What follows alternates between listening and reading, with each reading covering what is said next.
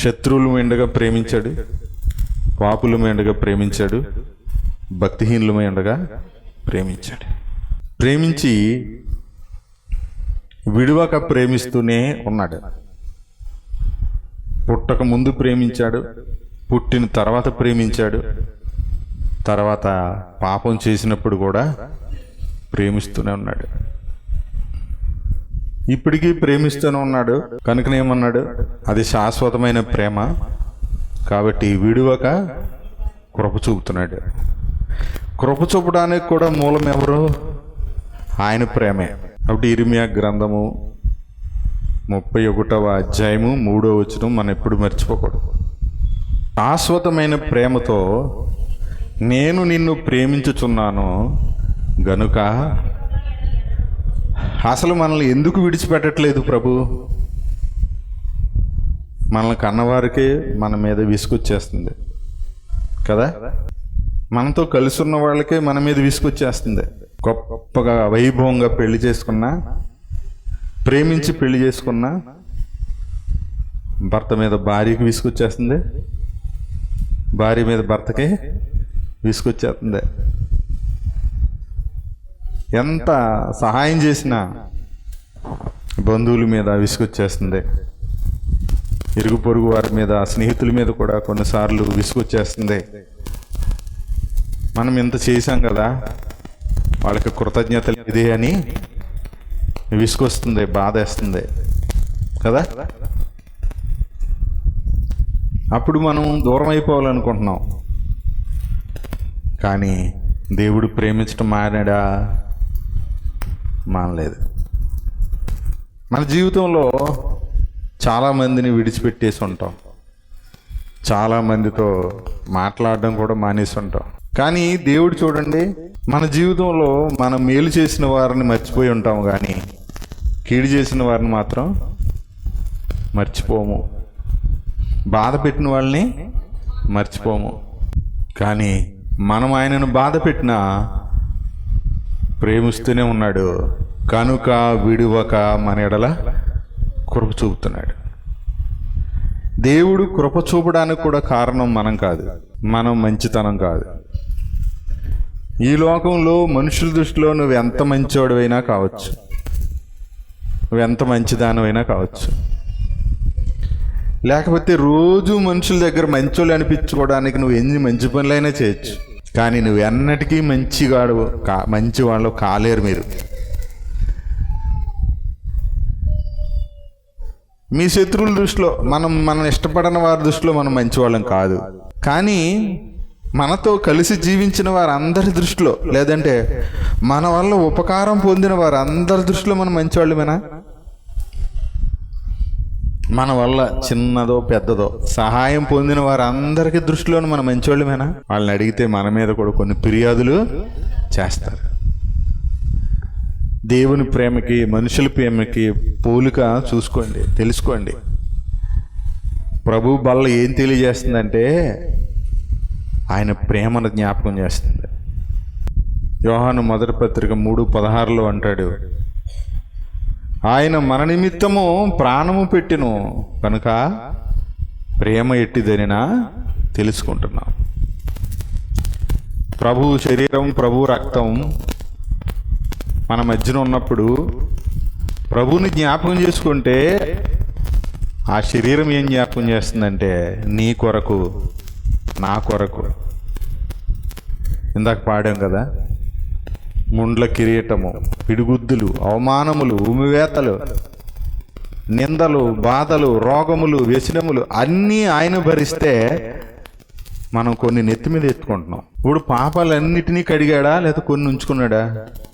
కొన్ని ఉంచాడా? మన నెత్తి మీద ఇంకా ఉంచాడా? ఇందాక మనం చూసాం, ఏది ప్రకటన 1:6 మళ్ళీ ఒకసారి చదవండి. 1:6 5 కాదు 6 చదవండి. మనలను ప్రేమించుచు అన్నాడు. ఆ మాట చదవండి, ఆ మాట మీరు పట్టుకోవాలి. మనలను ప్రేమించుచు అంటే, ప్రేమించుచు అంటే కంటిన్యూస్గా జరుగుతుందా, లేకపోతే కోపం వచ్చినప్పుడు ముఖం తిప్పేస్తున్నాడా? ఆయన ముఖం తిప్పేసాడంటే ఇక మనకేం లేదు. ఇక మనలను ప్రేమించుచు మనం ఎన్నిసార్లు తిప్పేస్తాం ఆయన మీద ముఖం కదా, ఎన్నిసార్లు ఆయన అవమానిస్తామో, ఎన్నిసార్లు ఆయన్ని మనుషుల మధ్యన చులకం చేసేస్తామో.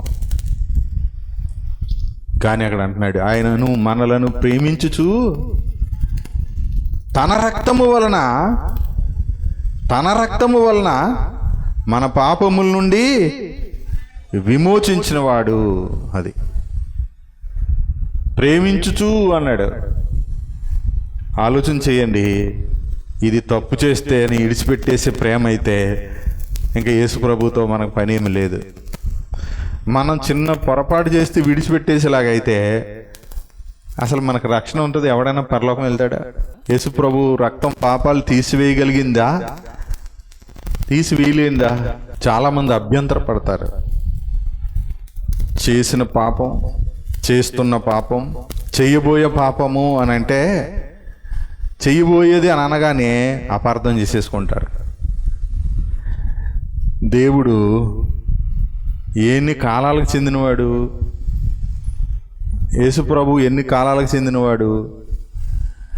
భూత, వర్తమాన, భవిష్యత్ కాలానికి చెందినవాడు. కాబట్టి ఆయన విమోచన ఎలాంటిది? జరిగిపోయిందని, జరుగుతున్నది, జరగబోయేదాన్ని కూడా చెందింది. అందుకే ఆయన విమోచనను ఏమని నేర్చుకున్నాం మనం? నిత్యమైన విమోచన. ఆయన మనకిచ్చిన స్వాస్యం ఎలాంటిది?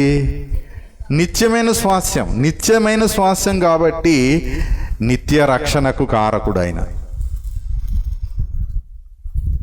అంటే భవిష్యత్తులో మనం చేయబోయే అంటే అసలు ఆయన ప్రేమను ఎరిగిన వాడు చేయడు. చేస్తున్నాడు అంటే మర్చిపోతున్నాడు, తప్పిపోతున్నాడు. ఆయన ముఖ కాంతిలోంచి తప్పుకోవాలని ప్రయత్నం చేస్తున్నాడు. ఆయనకు వేరుగా ఏదో ప్రయత్నం చేస్తున్నాడు కదా, ఆయనకి తెలియకుండా ఏదో చేయాలని చూస్తున్నాడు. ఇప్పుడు ఎవరైనా తప్పు చేస్తారనుకో, మనుషులు చూడకుండా జాగ్రత్త పడతారా? దేవుడు చూడకుండా జాగ్రత్త పడతారా? అంటే వీళ్ళు ఇంతకంటే అమాయకులు, పిచ్చోళ్ళు, వెర్రిబాగులోళ్ళు ఇంకెవరైనా ఉన్నాడంటారా? ఎవరు లేరు. ఎవడైనా దేవుడు చూడకుండా ఏదైనా తప్పు చేయాలనుకుంటున్నాడు అనుకోండి, అంతకంటే ఎర్రిబాగులోడు, పిచ్చోడు అంటే ఒప్పుకుంటాడా? చెప్పండి. మళ్ళీ వాళ్ళని అడిగాం మనం, దేవుడు చూడకుండా ఉండే ప్లేస్ ఎక్కడైనా ఉందా? అలాంటి వాళ్ళని అడగండి. దేవుడికి తెలియని సంగతి ఏదైనా ఉందా? నువ్వు తోటలో ఉన్నా, ఎక్కడో తోటలో ఉన్నావు, అడవిలో ఉన్నావు, ఎడారిలో ఉన్నావు, ఎవరు లేని చోట ఉన్నావు, లేకపోతే గదిలో తలుపులేసేసుకుని నువ్వు ఒక్కడే ఉన్నావు, ఆయన చూడ్డా? లేకపోతే చీకట్లో ఉన్నావు, మొత్తం లైట్లన్నీ ఆర్పేసుకొని గదులని తలుపులేసేసుకొని చీకట్లో ఉన్నావు. చీకట్లో ఉన్నప్పుడు ఆయన కనిపిస్తుందా? తెలుసా మీకు ఆయనకి ఎలా కనపడుతుంది చెప్పండి? చీకట్లో మధ్యాహ్నపు ఎండవలే కనపడుతుంది ఆయనకి. ఇప్పుడు బయట ఎలాగుంది ఎండ? ఆయనకి చీకట్లో గాఢాంధకారంలో అలా కనపడుతుంది ఆయనకి. అంత గొప్పవాడు దేవుడు అంటే. అంతలా కనిపిస్తుంది కదా చీకట్లో కూడా ఆయనకి. అది తెలిసినోడు ఎవడన్నా, ఆయన ఎదుట నేను జీవిస్తున్నాను, ఆయనకి తెలియంది ఏది లేదు, ఆయన కనబడని సృష్టము ఏది లేదు, ఆయన చీకట్లో కూడా మధ్యాహ్నపు ఎండవలే కనిపిస్తుంది అనుకున్నప్పుడు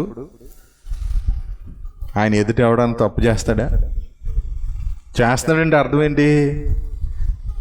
ఎవరో చూడట్లేదు కదా అనుకుంటున్నాడు, కానీ ఆయన చూస్తున్నాడు అనే సంగతే. ఇప్పుడు దీన్ని మళ్ళీ చెప్తున్నా, మనం తప్పు చేసేవాళ్ళ గురించి అనుకుంటాం, కానీ మరి మనం అన్ని విషయాల్లో అలాగా ఆయన నమ్ముతున్నామా? అంటే ఇప్పుడు మనం ఒక విషయంలో చింతపడుతున్నాం, ఒక విషయంలో బాగా విచారిస్తున్నాం, కొన్నిసార్లు జరిగిపోయిన దాని గురించి తెలుసుకుంటూ బాధపడతాం, ప్రస్తుతం తర్వాత ఏమైపోద్దాన్ని భయంతో బాధపడుతూ ఉంటాం. ఈ సంగతులు ఆయనకి తెలీదా? ఆయన ఏమంటాడు? రేపుడి గురించి చింతించొద్దా అంటాడు. అవునా? మరి జరిగిపోయిన దాన్ని, వెనకున్నవన్నీ మరిచి అంటాడు. ఆయన మర్చిపోయాడా లేదా? ఏం మర్చిపోయాడు ఆయన? మర్చిపోతాడు ఆయన? మర్చిపోయాడా? మనలాగా మర్చిపోయాడా? మర్చిపోయే లక్షణం మనకుంది. ఆయన మర్చిపోడు, కానీ మర్చిపోతున్నాడు. ఎందుకు మర్చిపోతున్నాడంటే ఆయన మనల్ని అంత ప్రేమిస్తున్నాడు కాబట్టి. ఏంటి, ఎంత దూరం చేస్తున్నాడంటే చెప్తాడు భక్తుడు, పడమటికి తూర్పు ఎంత దూరమో. ఏంటి, తూర్పుకి పడమటికి దూరం ఎవరికైనా తెలుసా? అందుకని ప్రభు బలలో ఆయన ప్రేమ ప్రత్యక్షమైంది. ఆ ప్రేమను జ్ఞాపకం చేసుకోండి, ఆ ప్రేమను తలంచుకోండి. ఇప్పుడు మన బిడ్డల్ని మనం ఎక్కువ ప్రేమిస్తున్నామా, మనకంటే ఎక్కువ ఆయన ప్రేమిస్తున్నాడా? ఎందుకు? అసలు ఆయన ఇచ్చింది అమ్మ మంచిదమ్మ. ఇప్పుడు మనకు మన బిడ్డల కోసం మనం చింతించాలా, మన కొరకు ఆయన చింతిస్తున్నాడా? చింతించండి, మీరు మీ పిల్లల కోసం మీరు చింతించండి. ఎందుకంటే నాకంటే ఎక్కువ మీరే ప్రేమిస్తున్నారు. మీరు చింతించి మీ పిల్లల జీవితాలని బాగు చేసేస్తారు అన్నాడా? మనకు ఆయన ప్రేమ అర్థం కాల. ఈరోజు ఒకళ్ళు తప్పు చేస్తున్నారంటే, ఒకళ్ళు దారి తప్పుతున్నారంటే, ఒకళ్ళు విడిచిపెట్టిన పాపం మళ్ళీ చేస్తున్నారంటే, విడిచిపెట్టిన అలవాటు ఇది తప్పు, దీనివల్ల అవమానం కలుగుతుంది, దీనివల్ల కుటుంబాలు పాడైపోతున్నాయి, దీనివల్ల ఎటువంటి ఉపయోగం లేదు, దీనివల్ల తల్లిదండ్రులకు అవమానం కలుగుతుంది, చెడ్డ పేరు వస్తుంది, అవమానం వస్తుంది, నింద వస్తుంది, లేనిపోని అన్నీ వస్తున్నాయని తెలిసినా కూడా ఆ విడిచిపెట్టిన తప్పు, ఆ చేయకూడడం తప్పు, దాని జోలికి మళ్ళీ వెళ్తున్నారని అంటే ఈ జీవితాన్ని వాళ్ళే సృష్టించుకున్నారంటారా? లేకపోతే వాళ్ళు ఎక్కువ ప్రేమిస్తున్నారంటారా? చెప్పండి. మనల్ని పుట్టించిన వానికంటే, మన కన్నవారి కంటే కూడా మనల్ని ఎక్కువ ప్రేమిస్తున్నాడు కదా, అవునా? మన కన్నవారి కంటే ఎక్కువ ప్రేమిస్తున్నాడు ఆయన. కాబట్టి ఆయన మన కొరకు చింతిస్తున్నాడు. చూడండి ఒకసారి పేతురు గారు ఈ మాట రాశాడు అన్నమాట. మీరు ఈ మాట నమ్మలేదు అనుకోండి, మీరు ఆయన్ని అవమానించి మిమ్మల్ని మీరు అవమానిస్తున్నట్టు. ఎందుకంటే మన మధ్యన ఉన్న ప్రభు శరీరం, ప్రభు రక్తం ఆయన జ్ఞాపకం చేస్తున్నాయి, ఆయన ప్రేమను జ్ఞాపకం చేస్తున్నాయి.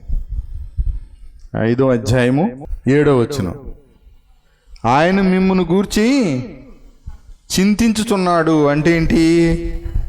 లక్ష్యము చేయుచున్నాడు అన్నాడు. ఆలోచన చేయండి. ఇప్పుడు మన పిల్లల కోసం మనం ఆలోచించింది ఎక్కువ ఉంటుందా, దేవుడు ఆలోచించేది ఎక్కువ ఉంటుందా? మరి మనం చింతించితే మన పిల్లల జీవితాలు ఏమైనా బాగుపడిపోతాయా? ఇక్కడ మా పిల్లలు ఉన్నారు, మీలో చాలా మందికి పిల్లలు ఉన్నారు, ఇంకా పెళ్లి కాని యవనస్తులు ఉన్నారు, లోకంలో ఏదో సంపాదించాలని సాధించాలని తిరిగేవాళ్ళు ఉన్నారు. ఈరోజు ఆరాధన మానేసి కూడా సంపాదనకి వెళ్ళిపోయిన యవనస్తులు ఉన్నారు. ఎందుకంటే వాళ్ళు ఏమనుకుంటున్నారంటే, ఈరోజు ఆరాధనకి వెళ్తే మాకేమి రాదు, కానీ ఈరోజు మా పనికి వెళ్తే ఆదాయం వస్తుంది, మా జీవితాన్ని మేమే బాగు చేసుకుంటాం, మా అప్పులు మేమే తీసుకుంటాం, మా రోగాలు మేమే, డబ్బులు వస్తే దాంతో బాగు చేయించుకుంటాం. అసలు మేము ఇప్పుడు ఈ పనికి వెళ్ళకపోతే చచ్చిపోతాం. ఇప్పుడు మేము ఈ పనికి వెళ్ళకపోతే మేము చచ్చిపోతాం. మనకు భోజనం ఉండదు, మాకు బట్టలు ఉండవు, మాకు అవసరాలు తీరవు, మాకు పాస్టర్ గారు పెడతాడేంటి? లేకపోతే ఊరుగాల్లో దీపం పెట్టేసి దేవుడా దేవుడా దేవుడా అంటే దీపం ఆరిపోకుండా ఉంటుందా? లేకపోతే కంచం ఎదురుగా పెట్టేసుకొని ప్రార్థన చేసుకుంటే ప్లేట్లోకి భోజనం వచ్చేద్దా? ఇలాంటివన్నీ చెప్తూ ఉంటారు అనమాట. ఇలాంటి వారు అందరికీ దేవుడు చెప్పే ఆన్సర్ ఏంటంటే, నేను నిన్ను ప్రేమిస్తున్నాను కాబట్టి నువ్వు అలా మాట్లాడుతావు. నువ్వు ఇలా మాట్లాడగలుగుతున్నావు అంటే కారణం, నేను నిన్ను ప్రేమిస్తున్నాను, నేను నిన్ను ప్రేమించుచు అన్నాడు. ఆయన మనలను ప్రేమించుచు తన రక్తం వలన మన పాపములను విమోచిస్తున్నాడు. ఒక తల్లి బిడ్డను భరించినట్టుగా భరిస్తున్నాడు, అవునా? ఓర్చుకుంటున్నాడు, లక్ష్యం చేస్తున్నాడు, ఆయన చింతిస్తున్నాడు మన కొరకు. ఎందుకు చింతిస్తున్నాడు? ఆయనకి చింత మిగిల్చింది ఎవరు? మనమే. ఎందుకు? నేను నీ కొరకు ఆలోచిస్తున్నాను నాన్న, నువ్వు ఆలోచించేకు అని ఆయన చెప్తే, లేదు లేదు నా చింత నాదే, నువ్వేం చేయగలవు? నీకు చాలా కాలం నుంచి ప్రార్థన చేస్తున్నాను, నువ్వేం చేసావు? ఈ రాత్రి తెల్లారేటప్పటికి అన్నీ మారిపోవాలి, నాకు ఇష్టం వచ్చినట్టు, నాకు అనుకూలంగా మారిపోవాలి. నువ్వేమో ఎన్ని సంవత్సరాలు ఎదురు చూడాలి, నేను ఓపిక పట్టలేను, నా వల్ల కాదు కాబట్టి నేనే చింతిస్తాను. నేను చింతించి నా బిడ్డల జీవితాలు మార్చేస్తాను. నేను చింతించి నా కుటుంబ పరిస్థితులు మార్చేస్తాను. నేను చింతించి నా అప్పులు తీర్చేసుకుంటాను. నేను చింతించి నా జీవితాన్ని నేనే బాగు చేసేసుకుంటాను అని దేవుడితో వీళ్ళు చెప్తున్నారనమాట. వీళ్ళు చింతిస్తూ చెప్తున్నారనమాట. అంటే ఇది బయటికి చెప్పేది కాదు, కానీ తమ ప్రవర్తన ద్వారా చెప్తున్నారు. నిన్ను గూర్చిన జ్ఞానం మాకు అక్కర్లేదు అని చెప్తున్నారంట.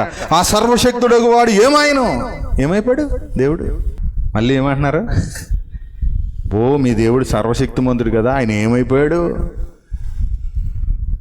అని అడుగుతున్నారంట మనుషులు. ప్రార్థన చేస్తే మాకేమొస్తుంది, ఆయన గురించి ప్రార్థన చేస్తే మాకేమైనా వస్తుందా అని అవిశ్వాసులు అడుగుతుంటే విశ్వాసులు కూడా ఆలోచన చేస్తున్నారు. కానీ ఆయన మన కొరకు చింతిస్తున్నాడు, మనల్ని ప్రేమిస్తూ ఉన్నాడు. ఆ ప్రేమ ఎలాంటిదంటే శాశ్వతమైన ప్రేమ, విడువక కృప చూపుతూ ఉన్న ప్రేమ. కృప అంటే ఏంటి? కృప అంటే అర్థం కాక ఆ కృపని కొంతమంది దుర్వినియోగం చేస్తున్నారు. కృప నీ మంచితనం, నీ గొప్పతనం, నీ జ్ఞానం, నీ తెలివితేటలు చూసి ఇచ్చేది కాదు. అది అనుగ్రహం, అది దేవుని ప్రేమ, అది దేవుని సత్యం, అది దేవుని నీతి, అది దేవుని బాహుల్యం, దేవుని బలం, అది దేవుని శక్తి, దేవుని ప్రభావం. అది ఇంకా మాటలు చెప్పాలంటే దేవుని మంచితనం. ఏంటండి? దేవుని మంచితనం, దేవుని కృప, దేవుని స్వరూపం, దేవుని ప్రేమ, ఆయన ప్రేమ. అందుకనే ఇక్కడ అంటున్నాడు చూడండి ఒక మాట, ఆయన మిమ్మును గూర్చి లక్ష్యము చేయుచున్నాడు గనక మీ చింత యావత్తు ఆయన మీద వేయండి. వేస్తే మీరు ధైర్యంగా ఉంటారు. ఎందుకు తెలుసా? తర్వాత 8వ వచనంలో ఏం చెప్తున్నాడు? నిబ్బరమైన బుద్ధి గలవారే మెలకుగా ఉండుడి, మీ విరోధి అయిన అపవాది గర్జించు సింహం వలె ఎవరిని మింగుదునా అని వెతుకుతూ తిరుగుచున్నాడు. ఇప్పుడు చింతిస్తున్న నీ చింత యావత్తు నా మీద వేయండి అంటూ విరోధి గురించి చెప్తున్నాడు. ఆడు మీ విరోధి అన్నాడు. ఏంటి? ఇప్పుడు చింతించేవాడు దేవుణ్ణి నమ్ముతున్నాడా, విరోధికి అవకాశం ఇస్తున్నాడా? అది అంటే మన జీవితాలు పాడైపోవడానికి మన చింతే కారణం, మన కుటుంబాలు, మన పిల్లల జీవితాలు పాడైపోవడానికి మనమే కారణం. ఎందుకు? మనల్ని పుట్టించిన వాడే కాదు, మనల్ని సృష్టించిన వాడే కాదు, మనల్ని విమోచించిన వాడు కూడా ఆయనే. ఆయనకి తెలియంది అంటూ ఏది? ఇంతకు తెలియంది ఎవరికి? ఆయన ప్రేమ తెలియదు, ఆయన సంకల్పం సరిగ్గా తెలియదు, ఆయన అనుగ్రహం సరిగ్గా తెలియదు, ఆయన కృప సరిగ్గా తెలియదు, ఆయన నీతి సరిగ్గా తెలియదు. ఆయన నీతి తెలియదు. తెలియపోయిన వాహరక్షణ చేసేస్తాం మనం. వెంటనే చూడండి ఏమన్నాడు 9వ వచనం, లోకమందున్న మీ సహోదరుల యందు ఈ విధమైన శ్రమలే నెరవేరుచున్నవని ఎరిగి విశ్వాసమందు స్థిరులై వారిని ఎదిరించండి. ఇప్పుడు అపవాదిని ఎదిరించాలంటే ఏమని చెప్పాడు? సలహా ఇచ్చాడు. ఇది మీకు ఒక్కళ్ళకే వస్తుంది అనుకుంటున్నారా? లోకమందున్న సహోదరుల యందు ఈ విధమైన శ్రమలే వస్తున్నాయి. ఏంటి ఆ శ్రమలు? 4వ అధ్యాయం 12వ వచనంలో ఇలా చెప్తున్నాడు, ప్రియులారా, మిమ్మల్ని శోధించుటకు మీకు కలుగుచున్న అగ్ని వంటి మహాశ్రమను గూర్చి మీకేదో ఒక వింత సంభవించినట్లు ఆశ్చర్యపడకండి. అంటే మీకు కొంతమందికి ఎలాంటి శ్రమలు వస్తాయి? అగ్ని వంటి మహాశ్రమ అంట. అంటే ఆ శ్రమ ఎలాగుంటుంది? నిప్పులో తగలపెడుతున్నట్టు ఉంటుంది అనమాట. ఆ బాధ, ఆ కష్టం, ఆ శ్రమ, ఆ శోధన ఎలాగుంటుంది? అగ్ని వంటి మహాశ్రమ. అంటే ఏమనుకుంటామంటే చచ్చిపోతే బాగున్నాం, ఇలాంటి బాధ, ఇలాంటి శ్రమ, ఇలాంటి కష్టం ఎవరికి రాకూడదు అంట. కానీ దేవుడు ఏమన్నాడు? లోకం ముందున్న మీ సహోదరుల యందు ఈ విధమైన శ్రమలే నెరవేరుతున్నాయి, కానీ మీరు విశ్వాసమందు స్థిరులైతే. అంటే ఈ శ్రమల కారణం ఎవరు? అపవాదికి అవకాశం ఇవ్వడం. అందుకే చెప్తుంటా, మళ్ళీ చెప్తున్నా, మన జీవితానికి మనం కారకులం కాదు. మన జీవితానికి ఎవ్వరు కారకులు కాదు. మన తల్లిదండ్రులు కారకులా? మన బిడ్డల జీవితానికి మనం కారకులమా? కారణం కాదు. కానీ మన జీవితంలో సమస్యలకు మాత్రం మనమే. ఇక్కడ కూడా చెప్తున్నాడు, తండ్రి చెప్తున్నాడు, ప్రేమించేవాడు చెప్తున్నాడు, విడివక ప్రేమించేవాడు చెప్తున్నాడు, కృప చూపుతున్నవాడు చెప్తున్నాడు, మన కొరకు అన్నీ చేసిన వాడు చెప్తున్నాడు. ఏం చేశాడు? అన్నీ చేశాడా? ఇంకోటి ఏదైనా ఉందా మిగిలింది? ప్రభు చేయవలసింది ఏదైనా ఉందా చెప్పండి? ఏం లేదు. నాయన ఇది ఇలా కాకుండా ఇలా చేస్తే బాగుంటుందని నువ్వేం సలహా ఇస్తే సలహా తీసుకుంటాడా? ఆయనకు ఆలోచన చెప్పేవాళ్ళు ఎవరైనా ఉన్నారా? అసలు ముందుగా ఆయనకి ఇచ్చి పొందగలవారు ఎవరైనా ఉన్నారా? ఆయన ఇవ్వకుండా మనం ఏమైనా పొందుకోగలమా? ఇది గుర్తించండి. మొదట ఆయన ప్రేమను గుర్తించండి, ఆయన ప్రేమను తెలుసుకోండి. చాలామంది ఏమనుకుంటున్నారంటే, ఇక నా జీవితాన్ని లేకపోతే ఏదో రకంగా నేనే బాగు చేసుకోవాలి, నేనే సరి చేసుకోవాలి, నేనే దృష్టి పెట్టాలి, నేనే ఇలా ఉంటే కష్టం, ఈ కష్టాలు నాకే వస్తున్నాయి, ఇవన్నీ నాకే వస్తున్నాయి, ఎవరికి రావట్లేదు. లేకపోతే కొంతమంది ఎలా అనుకుంటారంటే, ఇది శత్రువుకి కూడా రాకూడదు, ఇది పగవాడికి కూడా రాకూడదు. ఇదేం జీవితమో,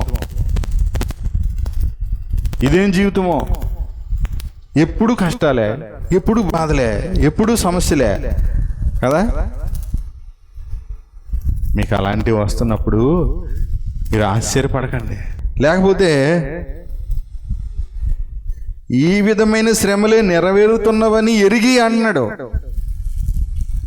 లోకంలో ఉన్న వాళ్ళకి శ్రమలు లేవా? యేసు ప్రభువుని నమ్మని వాళ్ళకి శ్రమలు లేవా? మరి యేసు ప్రభువుని నమ్మని వాళ్ళు ఏమంటారు తెలుసా? నమ్మిన వాళ్ళని, నీ దేవుడు అంత గొప్పోడైతే నీకు ఇన్ని కష్టాలు ఎందుకు వస్తున్నాయి? నువ్వు యేసు ప్రభువుని నమ్ముకున్నావు కదా, ఆయన ఏం చేయలేడా?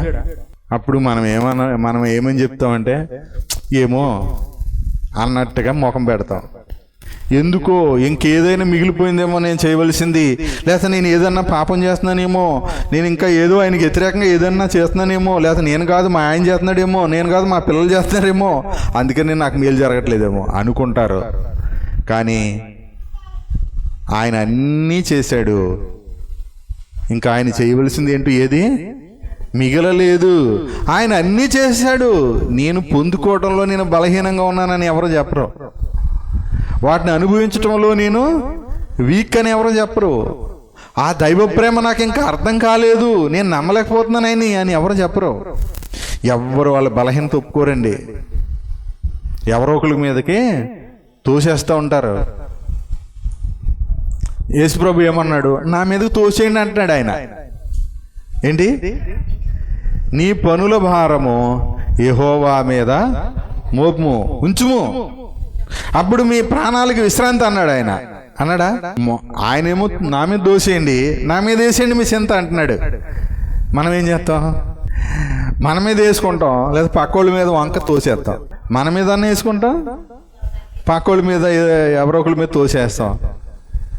నా బాధలన్నిటికి కారణం నా భర్త, మా ఇంట్లో సమస్యలన్నిటికి కారణం మా అమ్మాయి, మా కోళ్ళు, మా అల్లుడు, ఇలాగ ఎవరో ఒకరి మీద తోసేస్తాం. అవునా? ఏదో ఒక వ్యక్తి మీద తోసేస్తాం.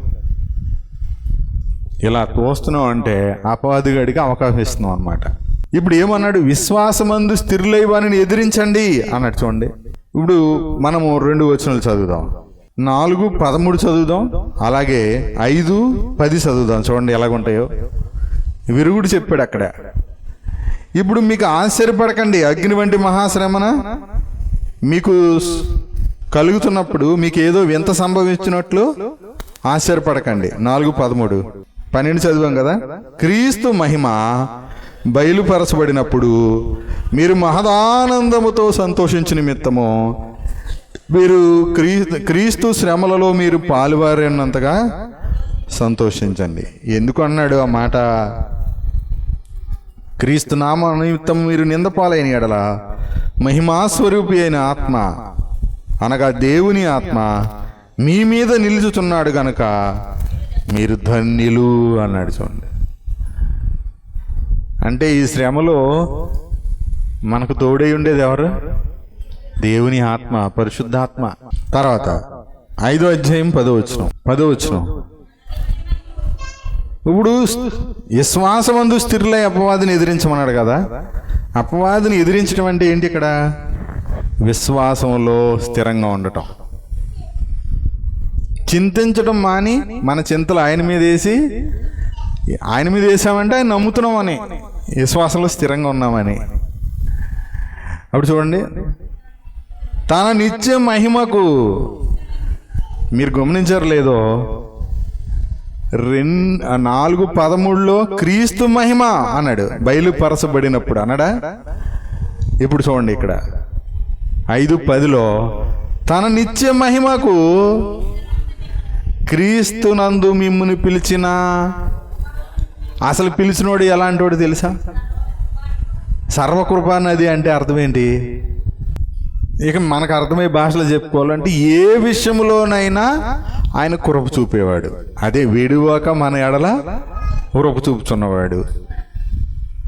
నిన్న నేడు నిరంతరము ఏకరీతిగా ఉన్నవాడు, మారనివాడు, మార్పు లేనివాడు, విడువనివాడు, ఎడబాయినవాడు, తోడయుండివాడు, సదాకాలం మీతో కూడా ఉన్నాను అన్నాడు. ఎంత ధైర్యం ఇచ్చేస్తున్నాడు! నమ్మితే ఎప్పుడు కూడా. ఇప్పుడు మన పిల్లల భారాన్ని కూడా దేవుడికి అప్పగించాలి. మనం మోస్తే, మీరు మోసిన టైం అయిపోయింది, 9 నెలలు మోసారు స్త్రీలు, అయిపోయింది. ఇంకా తర్వాత ఎన్ని నెలలు మోస్తారు? 2 సంవత్సరాలు మోస్తారు సంకన వేసుకొని. కానీ దేవుడు ఏమన్నాడు తెలుసా? ముదిమి వచ్చే వరకు ఎత్తుకునేవాడు ఆయన. ఇప్పుడు వీడికి 16-17 సంవత్సరాలు వచ్చేటప్పటికి వీడికి ఎద్దులాగా పెరుగుతాడు. ఎందుకంటే దేవుని ప్రేమను అర్థం చేసుకున్నవాడు, దేవుని కుమారుడు, అని ఎద్దు గేది అనకూడదు. కాబట్టి నువ్వు ఎంత సంపాదించో, ఏం సంపాదించో, లేకపోతే లావుగా ఉన్నావా, లేకపోతే బక్కగా ఉన్నావా, లేకపోతే ఎత్తుగా ఉన్నావా, పొట్టుగా ఉన్నావా, ఎర్రగా ఉన్నావా, నల్లగా ఉన్నావా కాదు సమస్య. ఎలా ఉన్నా ఆయన ప్రేమిస్తున్నాడు. కాకిపిల్ల కాకి ముద్దు కాదు, మనుషులకు దృష్టిలో అంతే. కాకిపిల్ల కాకి ముద్దేమో కానీ ఆయన కాకుల కంటే ఎక్కువగా మనల్ని ప్రేమిస్తున్నాడు, విచారిస్తున్నాడు మన గురించి. ఆయన ఆకాశ పక్షులను చూడమని చెప్తున్నాడు. ఏమని చెప్పాడు? అవి విత్తవు, కోయవు, కొట్లలో మనం డబ్బాలో దాచుకుని వచ్చాం. ఇంకా చెప్పాలంటే వండేసుకుని రెడీగా పెట్టుకున్నాం. ఇప్పుడు వెళ్ళి దాని మీద యుద్ధం చేస్తాం, పడిపోతాం దాని మీద కదా. వెళ్ళండి ఏం చేస్తాం? ప్లేట్లో పెట్టుకొని తినేస్తాం. అలాగేమి ఆకాశ పక్షులు కూర్చుకుంటాయా? అట్లా పోషిస్తున్నాడా లేదా? పక్షుల్ని చూడమంటాడేంటి, పక్షులు నేర్చుకోమంటాడేంటి అంటే ఆయన ప్రేమ అలాంటిది. ఏ పూటకు ఆ పూటే. ఇక్కడ చెప్తున్నాడు, సర్వకృపానిధి యగు దేవుడు అంటే ఏంటి? కృప అంటే పని కాదు, కష్టం కాదు, మన క్రియలు కాదు. ఆయన అనుగ్రహం, ఆయన ప్రేమ, ఆయన ఉచితంగా ఇచ్చే ఆయన కృప.